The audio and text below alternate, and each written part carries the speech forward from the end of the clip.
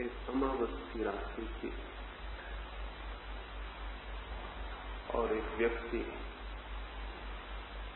मधुशाला गया। जाते समय उसने सोचा कि रात जब लौटूंगा अंधेरा बहुत हो जाएगा और फिर मैं नशे में भी होऊंगा। सांस लालटेन लेता शुरू, वो लालटेन लेके मधुशाला गया। फिर उसने वहां शराब पी और आधी रात बीते वो अपने घर की तरफ वापस लौटा।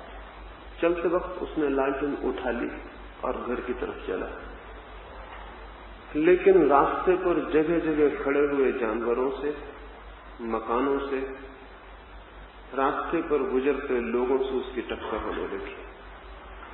वो बार बार अपनी लालटेन उठा के देखने लगा और पूछने लगा अपने मन में कि आज लालटेन को क्या हो गया है, प्रकाश नहीं मालूम होता, रास्ता बड़ा अंधेरा मालूम पड़ता है, लालटेन कुछ प्रकाश नहीं देती। फिर आखिर में वो एक दीवार से टकरा के नाली में गिर पड़ा। उसने गुस्से से लालटेन पटक दी और उसने कहा कि ठीक ही कहते थे पुराने लोग कि कलयुग आएगा जब प्रकाश भी फिर प्रकाश नहीं देगा। ये लालटेन भी कलयुग ही मालूम पड़ती है। फिर सुबह उसे बेहोश हालत में ही घर उठा के पहुंचाया गया। दोपहर मधुशाला के मालिक ने एक नौकर भेजा और उसके साथ एक चिट्ठी भेजी।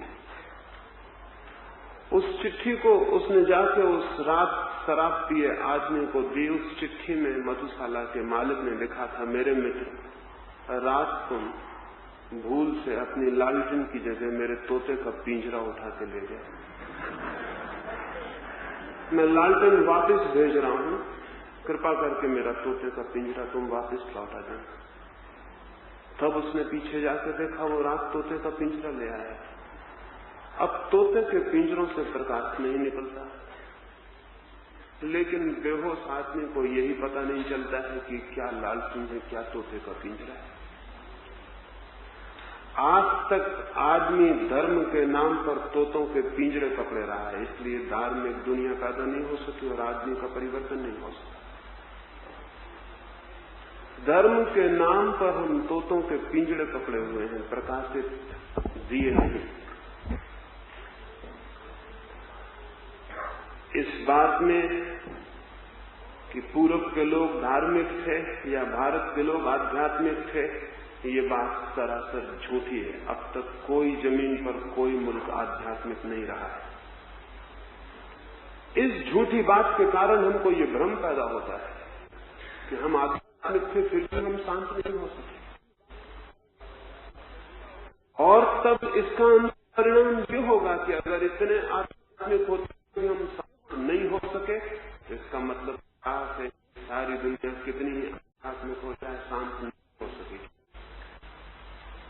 पहली बात, हम आध्यात्मिक कभी नहीं, इसलिए दूसरा निष्कर्ष लेने की कोई भी जरूरत नहीं है। पहले इस पर ही हम विचार करें हम कैसे आध्यात्मिक करें। क्या आध्यात्मिक बातें करने से कोई आध्यात्मिक हो जाता है? तब तो तोते भी उपनिषद के वचन बोल देंगे और रामायण की पंक्तियां दोहरा देंगे और आध्यात्मिक शब्दों शास्त्रों प्राणों से कोई आध्यात्मिक नहीं होता। की सच्चाई ये है, लोग आध्यात्मिक नहीं होते, वे भी इन शब्दों को दोहरा के आध्यात्मिक होने की तरफ लेने की कोशिश करते हैं।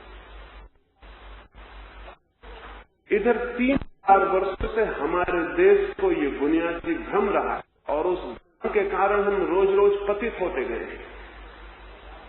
ये पतन आध्यात्म के कारण नहीं हुआ है, ये पतन आध्यात्मिक होने के भ्रम के कारण हुआ है। अगर एक अंधे आदमी को ये ख्याल पैदा हो जाए कि मेरे पास आंखें हैं, तो उस अंधे की क्या हालत होगी? वो जगह जगह खड्डों में गिरने लगेगा और तब वो कहेगा कि बड़ा कंट्राडिक्शन मालूम होता है, मेरे पास आंखें हैं फिर मैं गड्ढों में क्यों गिरता हूं? और तब वो ये कहेगा कि फिर निश्चित है दुनिया में आदमी हमेशा गड्ढों में गिरते रहेंगे, क्योंकि आंखों के होने से गड्ढों में गिरने से कोई रुकावट नहीं पड़ती। लेकिन उस आदमी को जानना चाहिए जो गड्ढों में गिर रहा है उसके पास आंखें नहीं होंगी, आंखों के होते हुए गड्ढों में गिरने का कोई कारण नहीं। गड्ढों में गिरना और आंखों का न होना एक ही अर्थ रखता है। एक बीमार आदमी को यह ख्याल पैदा हो जाए कि मैं स्वस्थ हूं, तो फिर उसका उपचार भी नहीं हो सकेगा। एक मरे हुए आदमी को ख्याल हो जाए कि मैं जिंदा हूं, तो बात खत्म हो गई। भारत के पतन में जो सबसे बड़ी बात काम करती रही है वो ये भ्रम कि हम आध्यात्मिक हैं। ये भ्रम कैसे पैदा हो गया? इस भ्रम के पैदा हो जाने के कुछ कारण हैं। पहली बात, दुनिया में अभी हम सारे लोग हैं, 2000 साल बाद हम में से शायद किसी का भी नाम स्मरण में नहीं रह जाएगा, लेकिन गांधी का नाम स्मरण में रह जाएगा। 2000 साल बाद लोग सोचेंगे कि गांधी के जमाने के लोग कितने धार्मिक थे। वे गांधी के हिसाब से सारी दुनिया के बाबत विचार करेंगे, और गांधी बिल्कुल अपवाद थे, एक्सेप्शन थे। गांधी नियम नहीं थे। गांधी हम सबके प्रतिनिधि नहीं थे। गांधी हम सबसे उल्टे और विरोधी थे। लेकिन 2000 साल बाद हम जो कि प्रतिनिधि हैं, असली आदमी हैं, ये भूल जाएंगे, और गांधी जो बिल्कुल अकेले हैं वो याद रह जाएंगे। और 2000 साल बाद लोग कहेंगे गांधी के जमाने के लोग कितने अच्छे थे। ये बात बिल्कुल झूठी होगी। गोंड से तो हमारा प्रतिनिधि हो भी सकता है, गांधी हमारे प्रतिनिधि बिल्कुल नहीं। अब हम पीछे की तरफ सोचते हैं, बुद्ध के जमाने के लोग बड़े अच्छे थे, क्योंकि बुद्ध हमें याद, बुद्ध बिल्कुल अकेले आदमी है, वो जमाने के प्रतिनिधि नहीं। महावीर हमें याद है, क्राइस्ट हमें याद है, सुकरात हमें याद है, कृष्ण और राम हमें याद है। उनके आधार पर हम सोचते हैं कि उस जमाने के लोग कितने धार्मिक और कितने आध्यात्मिक थे। ये सारा तर्क अत्यंत मिथ्या और झूठ है। ये एक आदमी के आधार पर सभी लोगों का निर्णय लेना है, ये बिल्कुल गलत है। सच्चाई इससे उल्टी। सच्चाई यह है कि बुद्ध अपने जमाने के प्रतिनिधि नहीं थे। अन्यथा बुद्ध किन लोगों को समझा रहे थे कि चोरी मत करो, बेईमानी मत करो, झूठ मत बोलो, हिंसा मत करो, क्रोध मत करो। बुद्ध किसको समझा रहे थे ये बातें? या तो बुद्ध पागल थे, लोग आध्यात्मिक थे, और बुद्ध समझा रहे थे चोरी मत करो। बुद्ध की शिक्षाएं किसके लिए थी अगर चोर नहीं थे तो? अगर बेईमान नहीं थे, अगर धोखेबाज लोग नहीं थे? किसको समझा रहे थे बुद्ध? क्राइस्ट किसको समझा रहे थे कि प्रेम करो? किसको समझा रहे थे कि एक चांटा कोई मारे तुम्हारे गाल पर तो दूसरा उसके सामने कर देना? आध्यात्मिक लोगों को। ये बातें उन लोगों को समझाई जा रही थी जो मानते थे कि कोई एक आंख तुम्हारी निकाले तो तुम दोनों आंखें उसकी निकाल लेना। ये लोग आध्यात्मिक नहीं थे। पृथ्वी पर आज तक कोई कौम, कोई समाज, कोई राष्ट्र आध्यात्मिक नहीं रहा। लेकिन इन लोगों के आधार पर एक भ्रम पैदा होता है कि पिछले जमाने बहुत आध्यात्मिक थे। मैंने बहुत खोज की कि कोई ऐसी किताब मिल जाए जो ये कहती हो कि हमारे जमाने के लोग आध्यात्मिक। ऐसी किताब मुझे नहीं मिल सकी। दुनिया की सबसे पुरानी किताब चीन में उपलब्ध है, जो कोई 6000 वर्ष पुरानी होगी। उस किताब की भूमिका में लिखा हुआ है कि आजकल के लोग बहुत पतित हो गए हैं, पहले के लोग बहुत अच्छे थे। ये पहले के लोग कब थे? ये पहले के लोग कभी थे या ये मिथ? ये केवल कल्पना है। हर किताब कहती है पहले के लोग अच्छे थे। हर उपदेशक कहता है पहले के लोग अच्छे थे। अतीत अच्छा था, ये हम मान लेते हैं, और इससे एक कठिनाई, एक कंट्रडिक्शन, एक विरोधाभास खड़ा हो जाता है कि इतने दिनों तक हम आध्यात्मिक रहे और फिर हमारी ये स्थिति हो रही। ये हमारा पतन फिर समझाना बहुत कठिन हो जाता है। तब फिर एक ही रास्ता रह जाता है, या तो हम कलयुग के ऊपर दोष थोप दें कि ये युग ही खराब है, लेकिन ये बड़ी बचकानी दलील है। समय खराब नहीं होता, ना अच्छा होता है। युग खराब नहीं होते। तब फिर दूसरा रास्ता ये है कि हम पश्चिम के भौतिकवाद के ऊपर सारा दोष थोप दें, कम्युनिज्म के ऊपर, नास्तिकता के ऊपर, साइंस के ऊपर, मटेरियलिज्म के ऊपर और पश्चिम के ऊपर सारा दोष थोप दें कि पश्चिम के भौतिकवादियों ने सब बर्बाद कर दिया। ये भी बड़ी कमजोर और बड़ी नपुंसक दलील। किसी घर का दिया बुझ जाए और घर में अंधेरा हो जाए और घर के लोग बाहर जाके कहने लगे कि हम क्या करें, अंधेरे ने आके हमारे दिए को बुझा दिया, तो हम उस आदमी को कहेंगे कि तुम पागल हो गए हो, अंधेरे ने आज तक किसी के दिए को नहीं बुझाया। अंधेरा इतना कमजोर है कि वो दिए को कैसे बुझाएगा। दिया बुझ जाता है तो अंधेरा जरूर आ जाता है, लेकिन अंधेरा आके कभी किसी के दिए को नहीं बुझाता। भौतिकवाद अगर अध्यात्मवाद के दिए को बुझा दे तो दो कौड़ी का है वो अध्यात्मवाद। अगर विज्ञान की बातें अध्यात्म की बातों को बुझा दे तो दो कौड़ी की है वे अध्यात्म की बातें। कमजोर है बहुत, उन्हें जीने का और बच रहने का कोई हक भी नहीं। लेकिन ये बात ही झूठ है। अध्यात्म का दिया जलता हो तो भौतिकवाद का अंधेरा प्रवेश भी नहीं करता। लेकिन अध्यात्म का दिया ही न जल रहा हो तो फिर भौतिकवाद का अंधेरा प्रवेश करता है। इसमें अंधेरे का कोई भी कसूर नहीं है। इस पर अंधेरे पर दोष देने की कोई भी जरूरत नहीं है। अंधेरे का कभी भी कोई कसूर नहीं रहा। मैंने सुना है एक बार अंधेरे ने जाके भगवान से ये प्रार्थना की थी कि सूरज मेरे पीछे बहुत बुरी तरह पड़ा हुआ है, सुबह से सांझ तक मुझे परेशान करता है, रात में मैं विश्राम भी नहीं कर पाता कि फिर सुबह से हाजिर हो जाता है, सोते से मुझे जगा देता है, फिर मेरा पीछा करता है। ये हजारों लाखों वर्ष हो गए, मैं परेशान हो गया हूं, मेरी को समझ में नहीं आता। मैंने कभी कोई अहित किया हो सूरज का, इसका भी पता नहीं।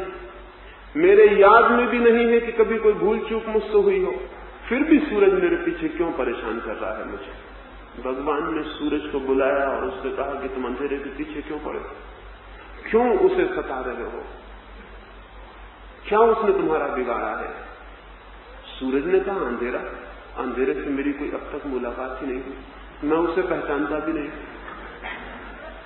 बिगाड़ने न बिगाड़ने का सवाल नहीं, सताने न सताने का सवाल नहीं, मैं उसे जानता भी नहीं हूं। फिर भी आप कहते हैं तो ठीक ही कहते होंगे, अंधेरे को मेरे सामने बुला लें तो मैं क्षमा मांग लूं और उसे पहचान भी लूं ताकि आगे मुझसे कोई भूल न हो सके। इस बात को हुए भी लाखों वर्ष हो गए।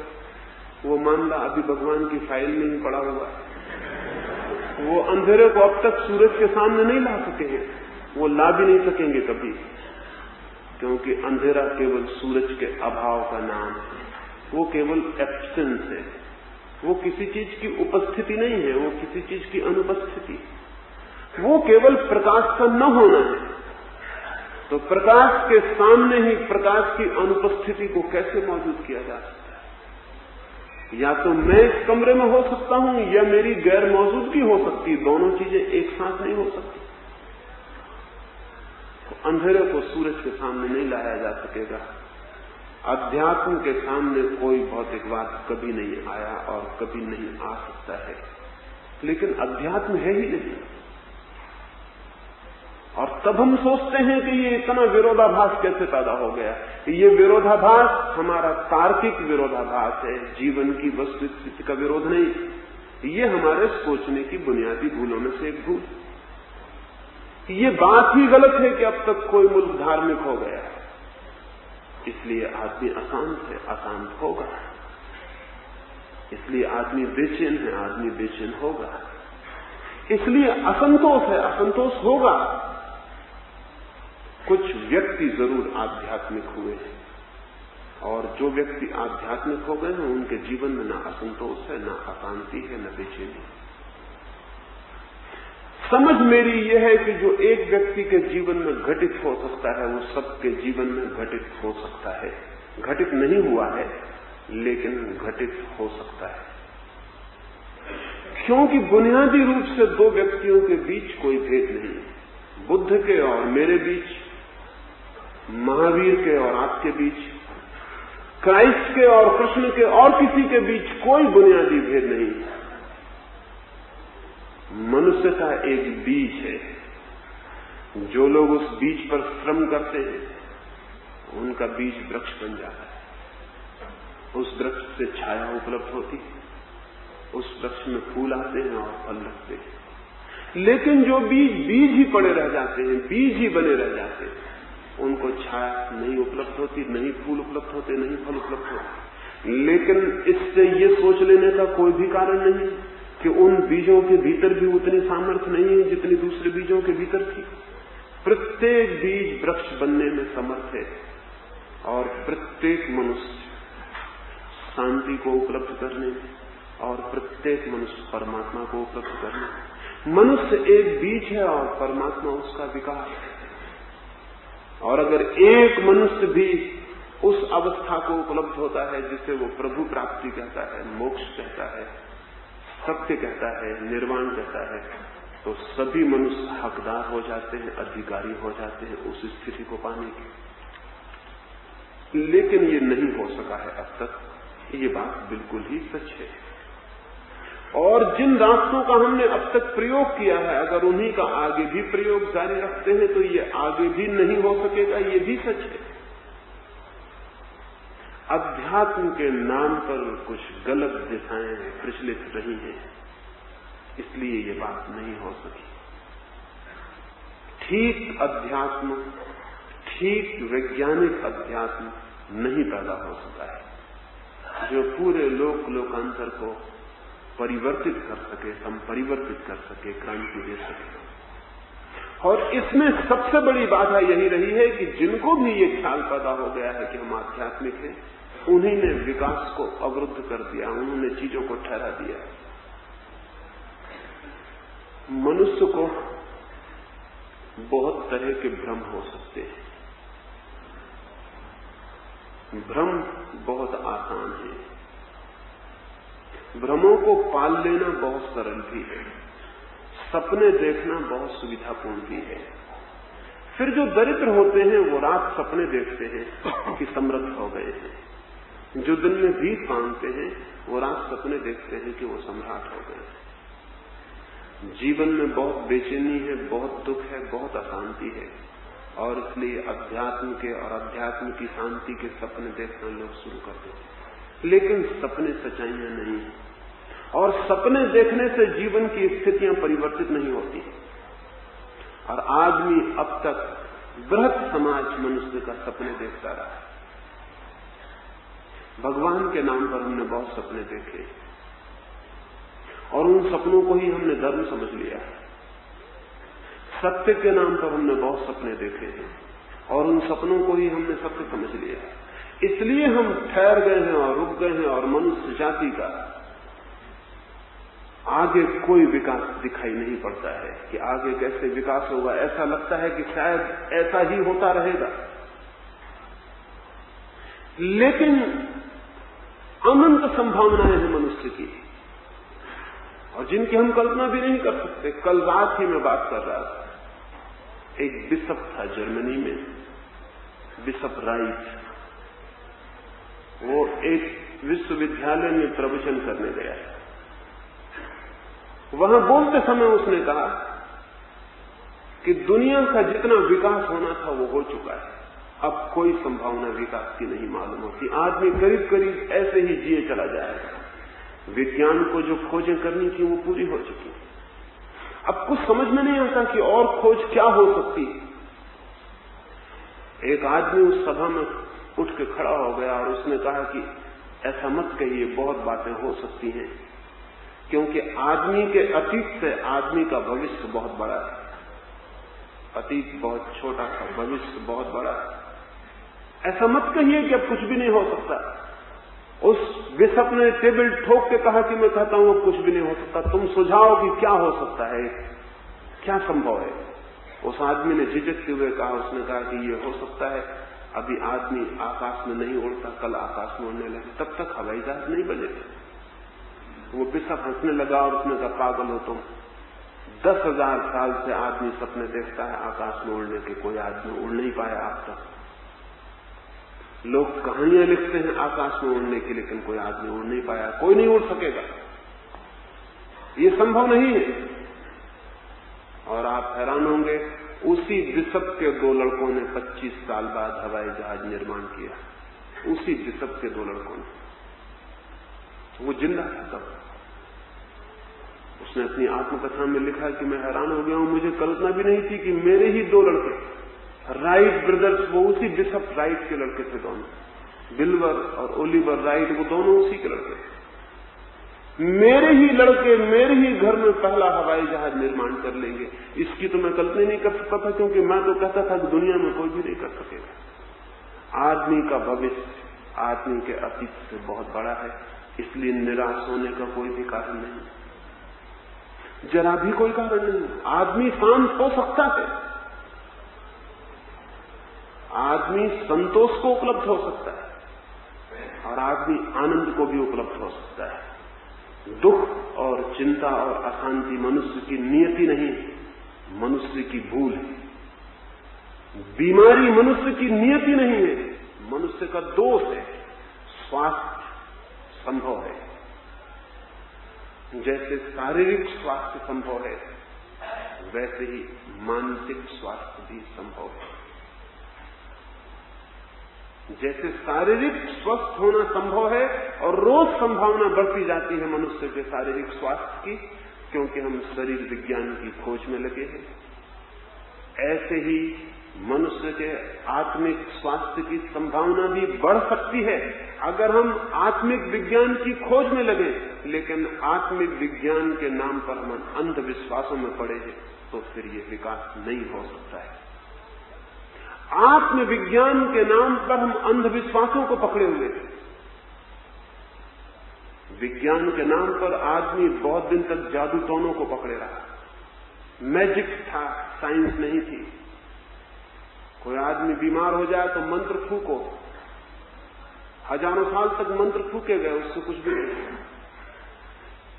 तो कोई कह सकता था कि आदमी स्वस्थ हो ही नहीं सकेगा, क्योंकि हम हजारों साल से मंत्र फूक रहे हैं, लेकिन आदमी स्वस्थ नहीं होता। वो दिशा गलत थी, वो आदमी के स्वस्थ होने की असंभावना नहीं थी, वो दिशा गलत थी। मंत्र फूकने से कुछ भी नहीं हो सकता। लेकिन फिर आदमी ने खोजबीन की, रुक नहीं गया और उसने विज्ञान को खोज लिया, उसने मेडिकल साइंस को खड़ा कर लिया। वो अब अभी भी पूरी खड़ी नहीं हो गई, लेकिन रोज कदम आगे बढ़ते जाते हैं और इस बात की संभावना बढ़ती चली जाती है कि एक जमाना आए कि आदमी को बीमार रहने के हम सारे कारणों पर विजय पा लें, उसके स्वास्थ्य की हम सुनिश्चित व्यवस्था करें। जो शरीर के लिए हो सकता है वो मन के लिए क्यों नहीं हो सकता। लेकिन मन के संबंध में भी हम जादू टोने की स्थिति में है, भी मन के संबंध में हमारी विज्ञान की स्थिति पैदा नहीं हुई। एक समुद्र के किनारे एक बाप अपने बेटे को लेकर टहलने गया था, छोटा सा बेटा। वो उसको समुद्र के किनारे टहल रहा है, सांझ सूरज ढल रहा। वो छोटा बेटा अपने बाप को बड़ा ताकतवर मानता है। बाप उसके सामने आकर के भी चलता है।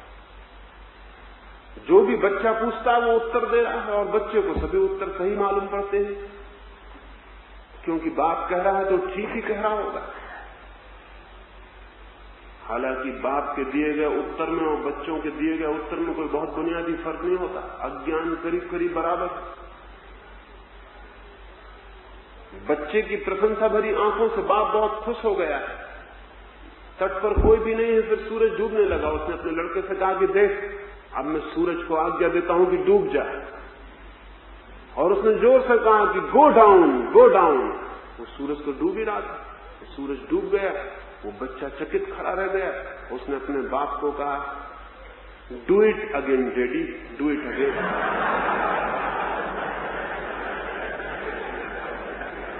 एक बार और करके दिखाइए पिताजी, बहुत मजा आया, एक बार और करिए। उस पिता ने कहा कि ये काम दिन में एक ही बार होता है, अब कल। मंत्र की ताकत इतनी है कि मैं एक ही बार कर सकता हूं, अब कल करूं। लेकिन बच्चा आज नहीं कल जवान हो जाएगा और जान लेगा ये मंत्र की ताकत से नहीं हुआ।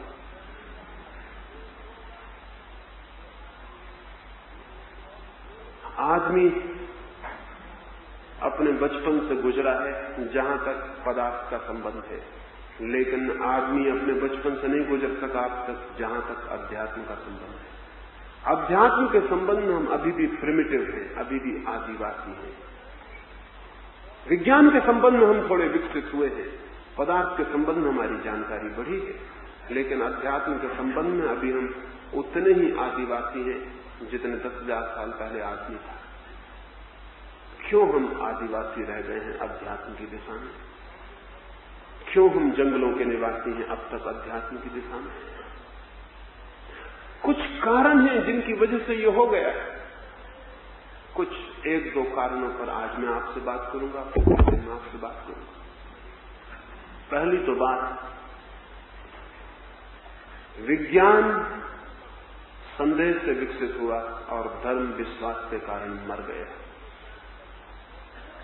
विज्ञान का सारा विकास हो सका डाउट के कारण, संदेह के कारण, और धर्म का विकास नहीं हो सका विश्वास के कारण, बिलीफ के कारण। और धर्म का विकास नहीं हो सकेगा कभी भी अगर वो विश्वास से ही बंधा रखा गया तो। विश्वास का मतलब ही होता है विकास नहीं। विश्वास में आगे जाने के लिए कोई गति नहीं है। विश्वास गोल चक्कर है जिसमें आप घूम सकते हैं लेकिन आगे नहीं जा सकते। विश्वास कोल्हू के बैल की तरह है, चक्कर लगाता रहता है, लगाता रहता है। मैंने सुना है बंगाल में एक बहुत बड़ा विचारक था, वो एक दिन सुबह अपने गांव के तेली के पास तेल खरीदने गया था। वो तेल खरीदने लगा, उसने देखा कि तेली के पीछे ही उसका कोल्हू चल रहा है, बैल कोल्हू को चला रहा है। कोई उसको चला नहीं रहा, बैल खुद ही चले जा रहा है। तो उसने उस तेली को पूछा कि मेरे दोस्त, बड़ी अजब बात है, तुम्हारा बैल बड़ा धार्मिक मालूम होता है, कोई उसे चला भी नहीं रहा और वो चला जा रहा है, चला जा रहा है। उसको शक भी नहीं होता कि रुक के देख ले कि कोई पीछे चलाने वाला भी है या नहीं, तुम तो पीठ किए बैठे हो। उस तेली ने कहा, अगर तुम बैल को धार्मिक कहते हो तो मुझको एक पुरोहित समझ लो।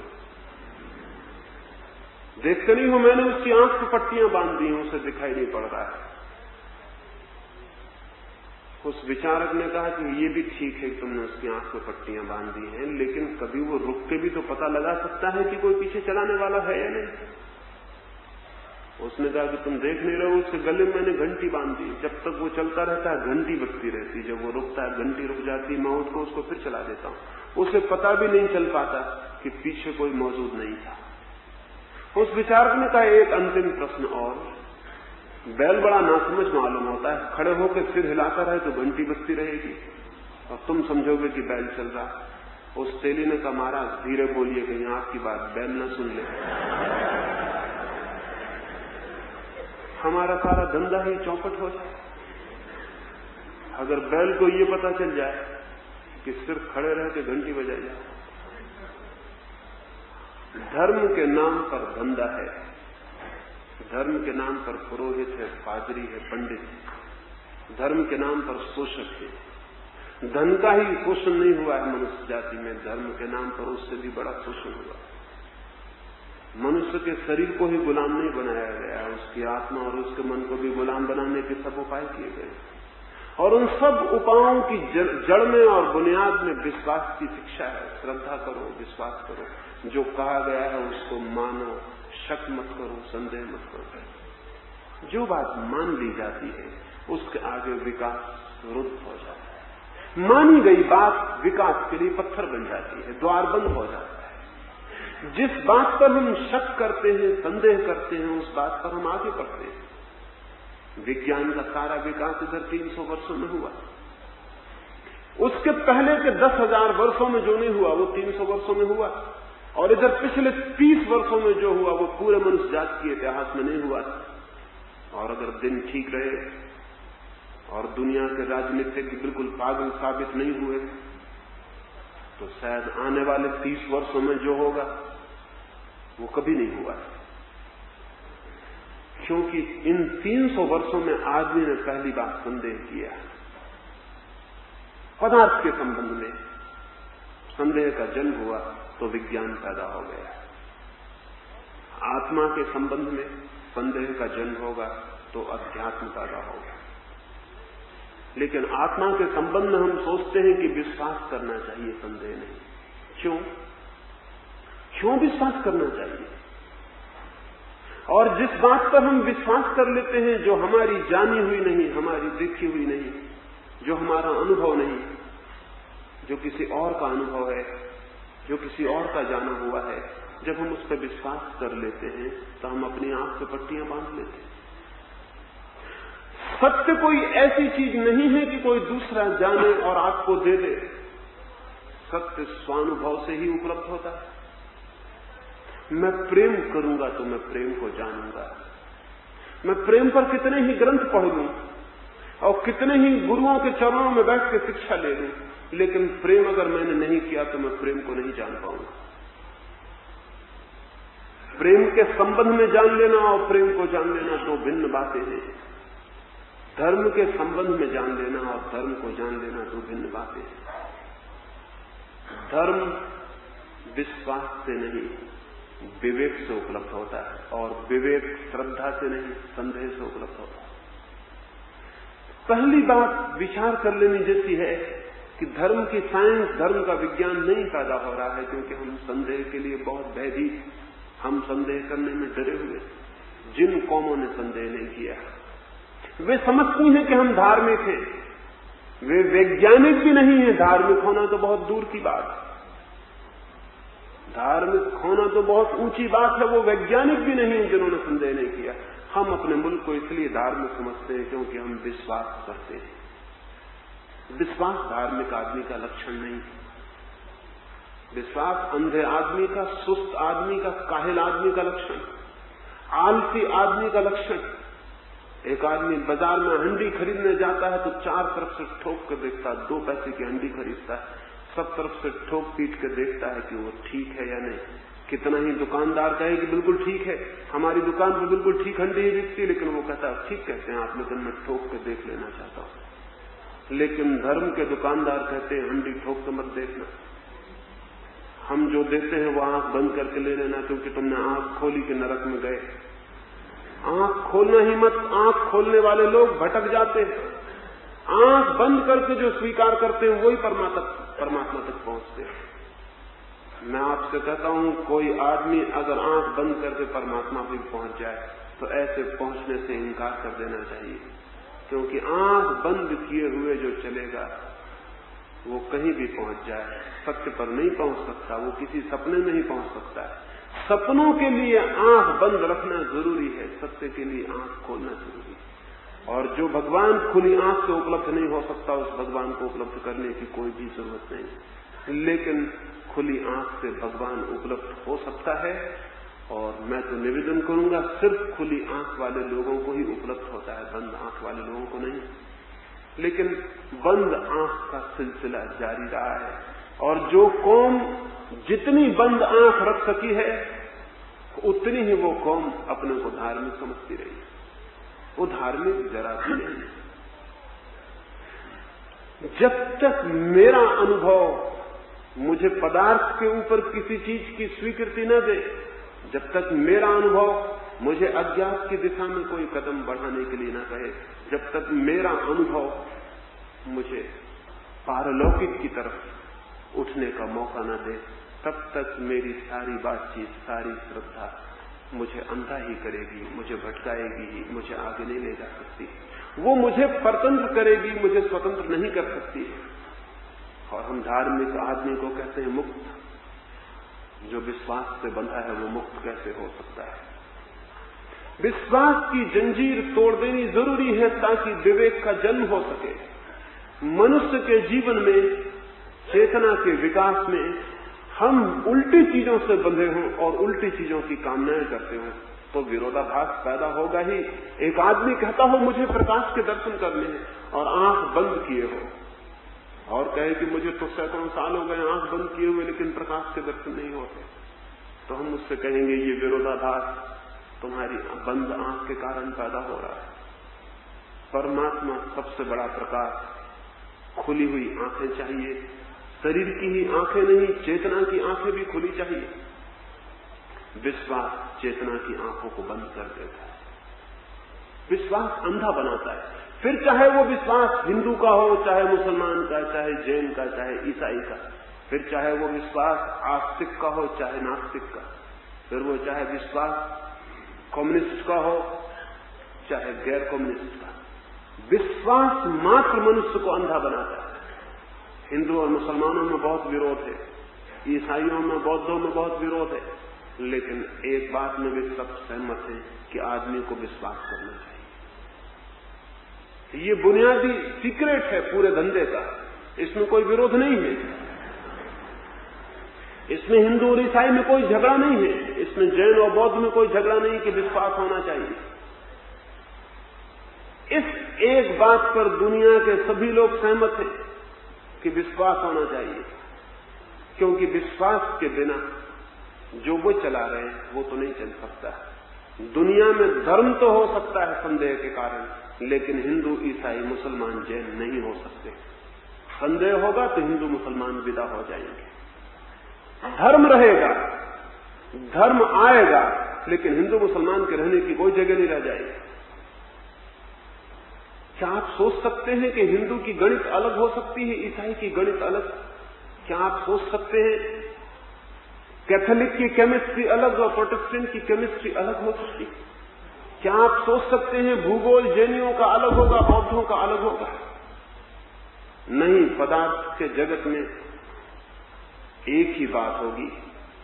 100 डिग्री पे पानी गर्म होता है तो चाहे हिंदू गर्म करे चाहे मुसलमान गर्म करे, 100 डिग्री पे गर्म होता है। पानी ये नहीं कहता कि तुम मुसलमान हो, तुम्हारी कुरान अलग, तुम्हारे भगवान अलग, तुम्हारी मस्जिद अलग, तो हम तुम्हारे लिए अलग ढंग से गर्म होंगे। पानी गर्म होता है 100 डिग्री पर, चाहे कोई गर्म करे। पानी का नियम एक है, पदार्थ का नियम एक है। परमात्मा के नियम अनेक कैसे हो सकते? कोई नियम अनेक नहीं हो सकते। नियम हमेशा सार्वभौम होते हैं, यूनिवर्सल होते हैं। जमीन पर 300 धर्म है, 300 साइंस हो सकती है जमीन पर। जिस दिन जमीन पर 300 साइंस होंगी, समझ लेना कि जमीन एक बड़ा पागलखाना हो गया। लेकिन 300 धर्म है जमीन पर, और रोज खड़े होते जाते हैं, क्योंकि एक पागल आदमी को यह ख्याल पैदा हो जाए कि मुझे सत्य उपलब्ध हो गया है, और वो जोर से टेबल पीट के कह सके कि मुझे सत्य उपलब्ध हो गया है। 10-25 कमजोर आदमी कपते हुए उसके पास इकट्ठे हो जाएंगे।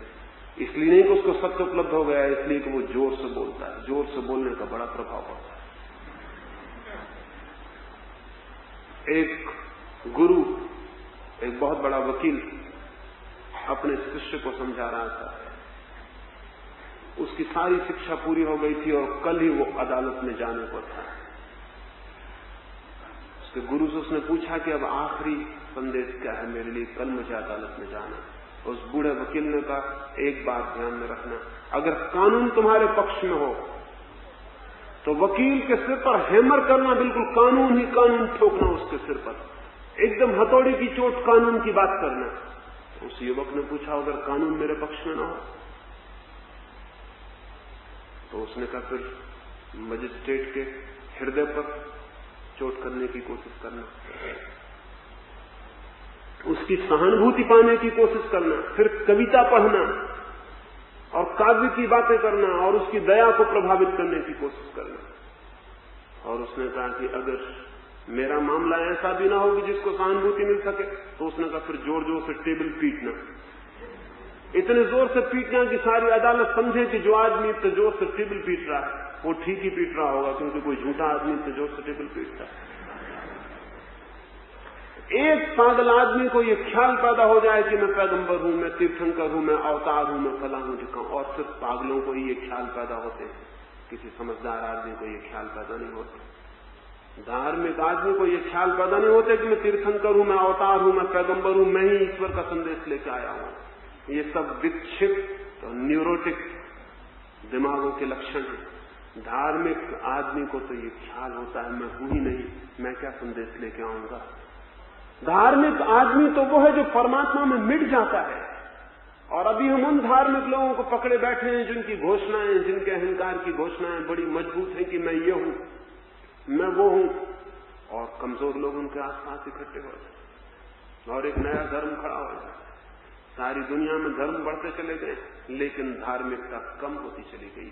धार्मिकता बढ़ ही नहीं सकती धर्मों के बढ़ने के साथ। दुनिया में जिस दिन भी मनुष्य विवेक और संदेह और विचार से सोचेगा, उस दिन धर्म बचेगा, धर्मों के बचने की कोई जगह नहीं रह जाएगी। रिलीजन होगा, रिलीजन नहीं हो सकते। और जब तक रिलीजन से, जब तक धर्म है, तब तक अध्यात्म संभव नहीं है। अध्यात्म तो पदार्थ के जगत में जैसा विज्ञान है, वैसा चेतना के जगत में अध्यात्म है। अध्यात्म तो होगा सार्वलौकिक, सार्वभौम, सार्वजनिक, एक सारे विश्व का, क्योंकि वे नियम सार्वभौम ही हो सकते हैं। वे नियम अलग अलग लोकल नहीं हो सकते कि पूना का अलग धर्म है और मुंबई का अलग धर्म, और फिर पूना में ही मस्जिद वाले का अलग धर्म है और मंदिर वाले का अलग धर्म। ये संभावना नहीं है, लेकिन ये संभावना अब तक रही, क्योंकि विश्वास के आधार पर धर्मों को खड़ा किया गया। विश्वास अंधा है, वो ये नहीं पूछ सकता कि क्या गलत है, तो जो भी पकड़ा दिया जाता है वो ठीक ही हो जाता है। उसको फिर संदेह करने का, विचार करने का कोई सवाल नहीं रह जाता। विश्वास ने मनुष्य जाति को आध्यात्मिक नहीं होने दिया, पहली बात। दूसरी बात, मनुष्य के सारे इतिहास में एक बात पर निरंतर ध्यान रखना जरूरी रहा है, जो नहीं हो सका आज तक। वो ये कि लोग सोचते हैं कि जीवन की श्रेष्ठतम अनुभूतियां पारंपरिक हो सकती हैं, ट्रेडिशनल हो सकती हैं, तो भूल गए। जीवन की श्रेष्ठ अनुभूतियां हमेशा वैयक्तिक होती हैं, उनकी कोई परंपरा, उनका कोई सामूहिक, कोई धारा नहीं होती। जीवन की श्रेष्ठ अनुभूतियों की सौंदर्य का अनुभव मेरा अनुभव है, प्रेम का अनुभव मेरा अनुभव है, सत्य का अनुभव भी मेरा अनुभव होगा, प्रार्थना का अनुभव भी मेरा अनुभव होगा। मैं अपने निजी एकांत में, मैं अपने व्यक्तित्व की गहराइयों में उसे अनुभव करूंगा और जानूंगा, लेकिन परंपराओं से चलते हुए शब्द और शास्त्र और ज्ञान अगर मैं पकड़ लूं तो मैं उनमें जकड़ जाऊंगा, मेरी निजी अनुभूतियों से वंचित रह जाऊंगा। आदमी नहीं धार्मिक हो पाया क्योंकि धर्म एक परंपरा बन गया। धर्म परंपरा नहीं, धर्म अंतर्भाव है, धर्म अंतर से आविर्भाव है, बाहर से मिली हुई बकौती नहीं। धन की बकौती मिल सकती है, मेरे बाप मुझे जाते वक्त धन दे सकते हैं, मैं अपने बेटे को जाते वक्त धन दे सकता हूं, लेकिन ज्ञान नहीं, अनुभव नहीं। मैंने जो जाना और जिया है उसे मैं ज्यादा से ज्यादा शब्द दे सकता हूं, लेकिन वो अनुभूति ट्रांसफरेबल नहीं है, एक हाथ से दूसरे हाथ में नहीं दी जा सकती। अब तक हमने अनुभूतियों को भी हस्तांतरणीय मान लिया और जो दिया गया उसे हम पकड़ के बैठ गए। फिर हमारे हाथ में कोरी राख रह जाए तो आश्चर्य नहीं है, क्योंकि अनुभूति का अंगारा एक व्यक्ति की अपनी अनुभूति से जलता है, दूसरे के हाथ में जाके वो राख हो जाती है। फिर उस राख को पकड़ के हम बैठे रहे और पूजा करते रहे हजारों साल तक, तो भी उसमें आग पैदा नहीं होती। आग तो हमेशा अपनी ही अनुभूति से उत्पन्न होती है।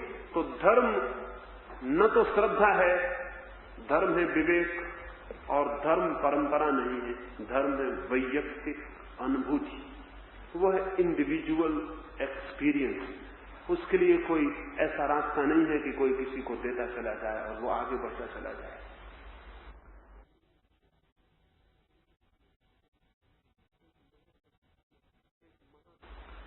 एक महाकवि समुद्र के किनारे गया हुआ था, वहां उसने सुबह ही जाकर देखा कि बहुत सुंदर हवाएं हैं, सूरज निकला है, बड़ी ताजी रोशनी है, बड़ी सुगंध और शीतलता से भरी हुई हवाओं में वो आनंद से नाच उठा, गीत गाने लगा।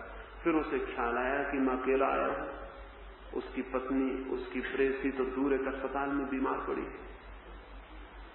ये खुशी मैं उसे किस तरह भेजूं, ये आनंद जो मैंने जाना है सुबह समुद्र के तट पर, ये उसे किस तरह पहुंचाऊं। फिर वो कवि ही था, उसे ख्याल आया कि क्यों ना मैं एक सुंदर पेटी बनाऊं और उसमें ये सब रोशनी और ये सब हवा बंद कर दूं और अपनी पत्नी को भेज दूं।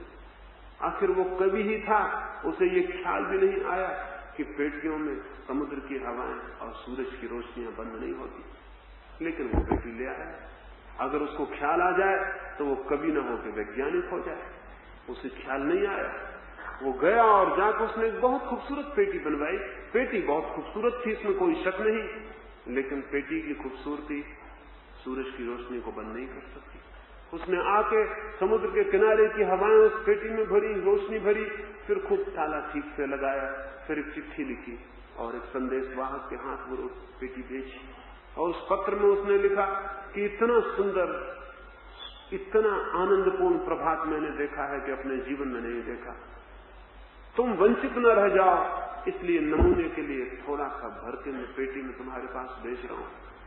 वो चिट्ठी पहुंच गई। उसकी पत्नी थोड़ी तो हैरान हुई, क्योंकि स्त्रियां चाहे कितनी ही भावुक हो, कवियों से कम भावुक होती। थोड़ी तो हैरान हुई कि पेटी में कैसे ये आ सकता है, लेकिन हो सकता है महाकवि था उसका पति। और कवि क्या नहीं कर सकते हैं, जहां कोई नहीं पहुंचता कहते हैं कवि वहां पहुंच जाते हैं। शायद कोई तरकीब क्यों हो।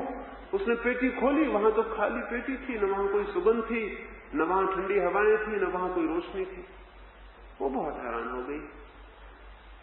उसने अपने पति को खबर भेजी कि पेटी पहुंच गई, पत्र भी पहुंच गया, लेकिन जो तुमने भेजा था वो शायद पीछे ही छूट गया, वो नहीं आ पाया। सत्य के और परमात्मा के सागर के किनारे भी कुछ लोग पहुंच जाते हैं, फिर उन्हें वहां अपने प्रेमियों की याद आती है। फिर उन्हें ख्याल आता है कि ये अनुभव परमात्मा के निकट आके जो उपलब्ध हुआ, इसे अपने प्रेमियों के पास कैसे भेज दें। उनका प्रेम ठीक है, उनकी करुणा ठीक है, उनका स्मरण ठीक है, उनकी दया ठीक है। वे बड़ी अनुकंपा से भरते हैं और शब्दों की पेटियों में उस अनुभव को भर के भेज देते हैं। फिर हमें गीता मिल जाती, कुरान मिल जाता, बाइबल मिल जाती, धम्मपद मिल जाता, एक से एक बढ़िया शास्त्र मिल जाते। लेकिन उस कवि की पत्नी ने जितनी समझदारी बरती, उतनी समझदारी हम नहीं बरत पाते। शब्द मिल जाते हैं, पत्र मिल जाते हैं, पेटी मिल जाती है, लेकिन जो उन्होंने जाना था परमात्मा के निकट पहुंचकर, वो नहीं आता शब्दों में। कोरे खाली शब्द हमारे पास आ जाते हैं।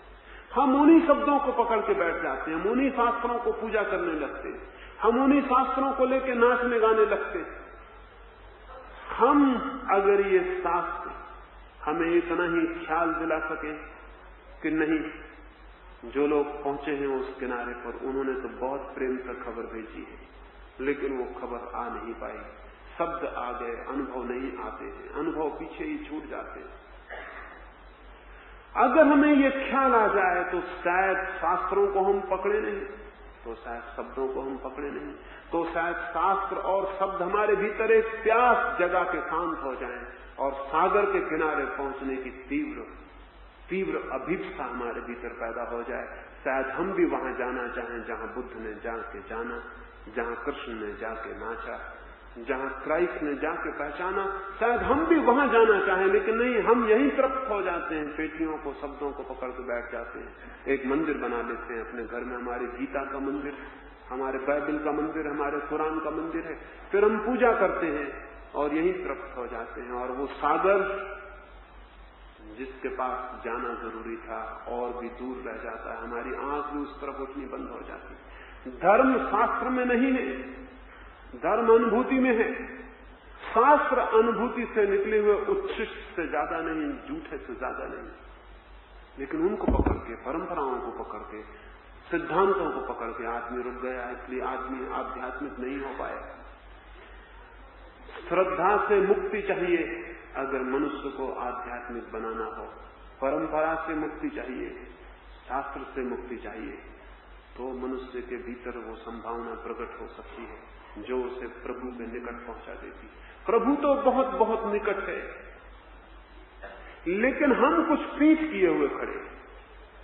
सत्य तो हम सबके हाथ की संभावना है, लेकिन हम असत्य को पकड़ के बैठे हुए हैं।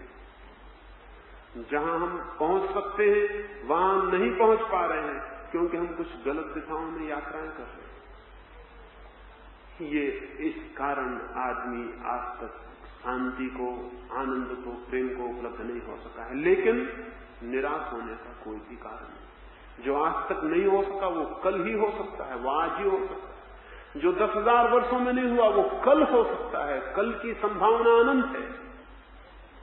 लेकिन अगर हम कल की पिटी हुई लकीरों पर ही चलते जाएं तो नहीं होगा, क्योंकि वे कटी लकीरें आज तक आदमी को कहीं भी नहीं ले जा सकी। अगर उन्हीं लीकों पर हम चलते चले जाएं तो नहीं होगी ये बात, लेकिन ये हो सकती है क्योंकि वे रास्ते छोड़े जा सकते हैं, नए रास्ते खोजे जा सकते हैं, नए मार्ग खोजे जा सकते, पुरानी भटकन मिटाई जा सकती है, आंख से पट्टियां उतारी जा सकती है, धोखे से बचा जा सकता है। एक छोटी सी घटना और आज की बात मैं पूरी करूंगा। शैतान ने एक बार सारी दुनिया के लोगों को खबर की कि मुझे कुछ चीजें नीलाम करनी है, ऑक्शन करना है। अब शैतान की चीजों को लेने के लिए दुनिया में जिनके पास भी सामर्थ्य थी वो सभी पहुंच गए, क्योंकि एक से एक बढ़िया चीजें होंगी। भगवान के पास तो कुछ बढ़िया चीजें होती नहीं, प्रार्थना होती है, ध्यान होता है, शांति होती है। शैतान के पास न मालूम क्या क्या तरकीबें हों, क्या क्या खूबियां हों। सारे लोग शैतान के ऑक्शन में पहुंच गए। उसने कई चीजों पर, सब चीजों पर दाम लगा के रख छोड़े थे, उनका नीलाम होना था। उसमें बेईमानी थी, उसमें हिंसा थी, उसमें झूठ था, उसमें क्रूरता थी, उसमें सब चीजें थी, सबके दाम थे। सब चीजें आदमियों के हैसियत के भीतर थी, उन्होंने उनको धीरे धीरे सभी चीजें बिक गई। सिर्फ एक चीज, निराशा, तो बहुत ज्यादा दाम लगा रखे थे उसने, उसको खरीदने की सामर्थ्य किसी के भी भीतर नहीं थी। लोगों ने उस शैतान से कहा कि निराशा के इतने दाम लगा रखे, एक से बढ़िया चीजें, हिंसा, कठोरता, दुष्टता सब सस्ते में बेच दी आपने, निराशा के इतने दाम क्यों लगा रखे? शैतान ने कहा कि मेरी और कोई चीज असफल हो जाए, निराशा कभी असफल नहीं होती। जिस आदमी को मुझे परमात्मा की तरफ जाने से रोकना होता उसको मैं निराशा दिला देता, और सब चीजें असफल हो जाती हैं। कठोर आदमी नम्र बन जाता है, हिंसक आदमी अहिंसक हो जाता है, झूठ बोलने वाला सच बोलने लगता है, और सब तरकीबें गलत साबित हो जाती हैं। लेकिन निराशा मेरी कभी गलत साबित नहीं होती, क्योंकि निराश आदमी कुछ होने का ख्याल ही छोड़ देता है। हिंसक को हमेशा लगता रहता है मैं अहिंसक हो जाऊं, बेईमान को लगता है मैं ईमानदार हो जाऊं।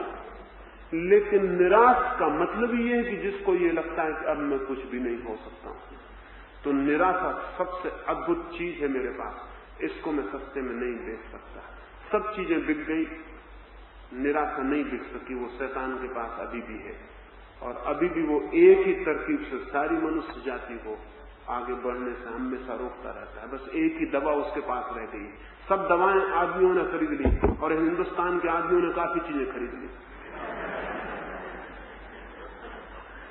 एक दवा उसके पास रह गई है, निराशा की। और अगर मनुष्य जाति को कोई चीज रोकेगी आगे बढ़ने से, तो वो सिर्फ निराशा है और कुछ भी नहीं। मैं निराश नहीं हूं, और मैं आपसे भी निवेदन करता हूं, निराश होने का कोई भी कारण नहीं। ये हो सकता है कि आज तक जो नहीं हुआ उसके न होने का कारण हमारी कोई बुनियादी भूलें थी, वो कल हो सकता है। रोज नई चीजें होती चली जाती हैं, जिंदगी रोज नई हो जाती है और नए रास्ते ले लेती है। धर्म के मामले में हम पुराने रास्तों से पागल की तरह चिपके हुए, उन पर हमने चिंतन, विचार, संदेह सब बंद कर दिया। हमारा विवेक अवरुद्ध हो गया है। ये विवेक जागृत हो तो मनुष्य के जीवन में एक नई क्रांति आ सकती है। मानवीय चेतना एक नई क्रांति से गुजर सकती है। ये क्रांति कैसे हो सकती है, इस संबंध में आने वाली चर्चाओं में मैं आपसे बात करूंगा। मेरी बातों को इतनी शांति और प्रेम से सुना, उसके लिए बहुत बहुत अनुग्रहित हूं। और अंत में सबके भीतर बैठे परमात्मा को प्रणाम करता हूं। मेरे प्रणाम स्वीकार करें।